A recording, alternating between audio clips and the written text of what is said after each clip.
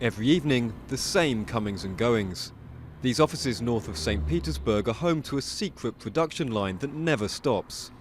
It's been dubbed the factory of trolls. That's because the workers here fill social networks with pro-Kremlin propaganda. There, it's time for the teams to change. The Kremlin trolls working in the day are leaving, and just before, the night teams go in. They work until 6 a.m, writing posts and comments to flood the internet with ideas which are well-intentioned.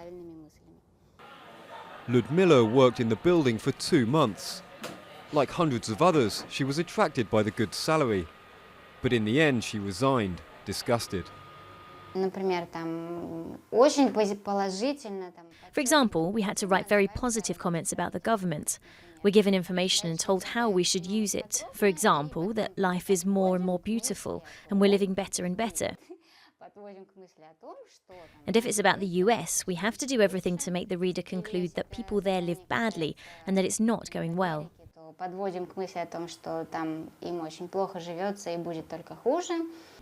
Several media organizations have investigated the so-called factory of trolls, including Novaya Gazeta, one of the country's last remaining independent newspapers.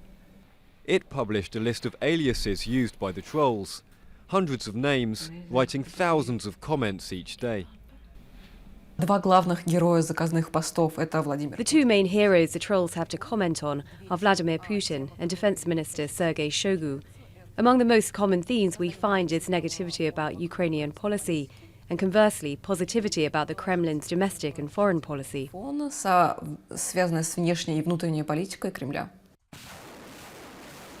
In East Ukraine, the war on the ground has been waged alongside a war of information, and the state-run Russia Today news agency was to have its budget doubled, though the economic crisis stunted that ambition. There's little room for dissenting voices. In general, few people read newspapers or news on the internet. People watch TV.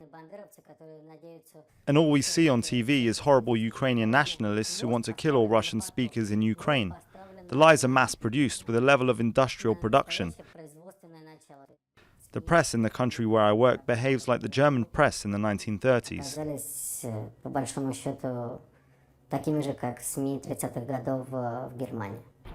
In the propaganda war, sometimes it's best not to ask questions, or to answer them.